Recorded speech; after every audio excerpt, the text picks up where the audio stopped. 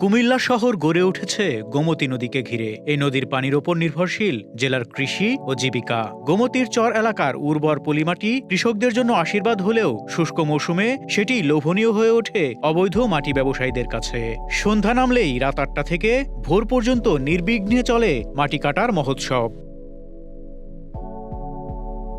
নদীর চর থেকে কেটে নেওয়া মাটি বিক্রি হচ্ছে বিভিন্ন ইটভাটা ও নির্মাণস্থলে। এতে একদিকে সরকার হারাচ্ছে রাজস্ব, অন্যদিকে হুমকির মুখে পড়ছে নদীর বাঁধ ও আশপাশের কৃষিজমি। বন্যার ক্ষতি পুষিয়ে নিতে যেসব কৃষক নতুন করে ফসল ফলাতে চেয়েছিলেন, তারাও পড়ছেন চরম অনিশ্চয়তায়। মাটি কেটে মাটি খেকুরা কুমিল্লা গোমতী নদীর অবস্থা একদম খারাপ অবস্থাতেই করে ফেলেছিল।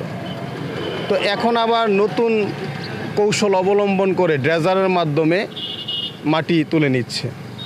তা আমরা প্রশাসনের সুদৃষ্টি কামনা করছি, যারা নদীকে ক্ষতবিক্ষত করছে তাদের চিহ্নিত করে যথাযথ ব্যবস্থা যেন নেয়। এই মাটি কাটার লাগে এই জীবনটা একেবারে বরবাদ। আজ থেকে মনে করেন 20 বছর থেকে আমি সবজি ক্ষেত করি, কোনোদিন শান্তি মতো আমি সবজি ক্ষেত করতে পারি না।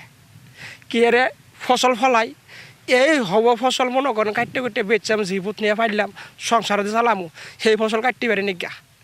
এই মাটি কাটাটা আল্লাহ তাআলা কোন দিন যে বন্ধ করবো, আমরা যে কোন দিন যে শান্তি রাখবো, এই মাটি কাটা জীবন বন্ধ না হয়েছে ইবন তো দাম করার শান্তিরা আর মনে রাখবো না। আমি রাত্রে বাড়িতে আমার এক লোকে ফোন করছে যে তোমার ক্ষেত্রে তো মাটি তো নিয়ে গেতেছে, তামান মাটি আর এদি বেকু দিয়ে আমার মাটি সরাই নিয়ে গেছে, তার হেদিকে আসলো ক্ষেত লই গেছি গিয়া।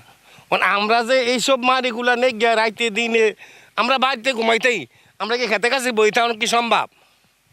এটা তো সম্ভব না যে আমি খেতে কাছে বই থেকে এই যে খেত ফাড়াতে মাটি লেগিয়া মাটি এসে তো নেই গিয়া, তো আমরা খেত করে লাভ হবো কি? এটা হয়েছে আমি আসলে এই পাশের জমিটা আমাদের, তো আমি আজকে কয়েকদিন ধরে এই মাটি কাটাটা নিয়ে আমি বাধা দিতেছি যে এই জায়গাটা যাতে না কাটে, যেহেতু আমাদের এটা ফসল আছে। এই যে আপনারা দেখতেছেন যে মিষ্টি কুমড়া লাগাইছি আমি, আর বিভিন্ন ফসল ছিল আরো আগে। নদীর চরের বর্তমান চিত্র দেখে দুঃখ প্রকাশ করেছেন সচেতন নাগরিকরাও। তাদের মতে এখনই ব্যবস্থা না নিলে ভবিষ্যতে কুমিল্লা বড় ধরনের পরিবেশগত ঝুঁকিতে পড়বে। এই গোমতী নদীর মাটি কাটার ফলে আজকে সামাজিকভাবে, অর্থনৈতিকভাবে, তারপর আইনগতভাবে এবং পরিবেশগতভাবে 4টি ধাপে কিন্তু এই নদীর মাটি কাটার ফলে ক্ষতিগ্রস্ত সম্মুখীন হচ্ছে মানুষেরা। এই নদী মাটি কাটার ফলে আজকে নদীর ভাঙ্গনের আশঙ্কায় শহর রক্ষাবাদ এবং কুমিল্লা শহর আজকে ঝুঁকির মুখে আছে।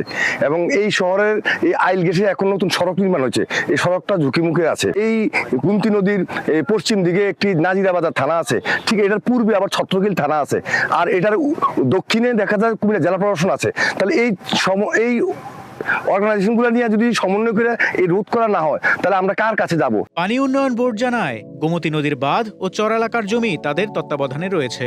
অবৈধ মাটি কাটা বন্ধে নিয়মিত নজরদারি ও অভিযান চালানো হচ্ছে।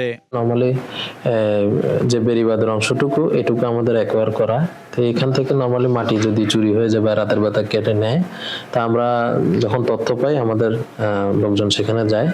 যদি কেউ পায়, আমরা যদি কেউ থাকে উপস্থিত ম্যাজিস্ট্রেটের সাথে যোগাযোগ করি, আর যদি কেউ না থাকে সেক্ষেত্রে আমরা সংশ্লিষ্ট থানায় একটা মামলা দায়ের করে দিই। অন্যদিকে কৃষি বিভাগ জানায়, গোমতীর চরে প্রায় 58,000 কৃষক প্রত্যক্ষভাবে কৃষিকাজের সঙ্গে যুক্ত।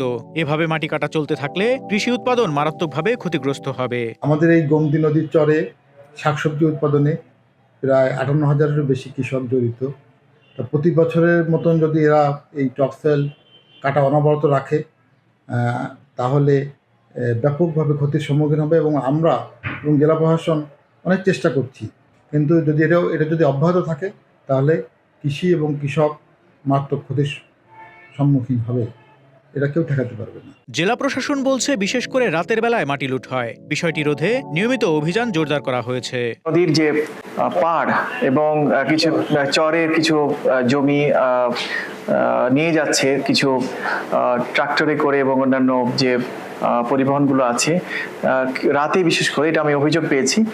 ইতিমধ্যে আমার যে সংশ্লিষ্ট দপ্তরগুলো আছে, বিশেষ করে এসিল্যান্ড এবং ইউনোকে বলা আছে যে এটা যেন প্রতিরোধ করা হয়, এবং আমাদের সেই লক্ষ্যে মোবাইল কোর্ট আমাদের চলমান রয়েছে। প্রকৃতির ভারসাম্য রক্ষায় নদীর ভূমিকা অপরিসীম। নদী বাঁচলে বাঁচবে কৃষক, নিরাপদ থাকবে শহর। কুমিল্লাকে প্রাকৃতিক দুর্যোগের ঝুঁকি থেকে রক্ষা করতে হলে এখনই গোমতী নদী রক্ষায় কার্যকর ব্যবস্থা নেওয়ার দাবি সচেতন মহলের।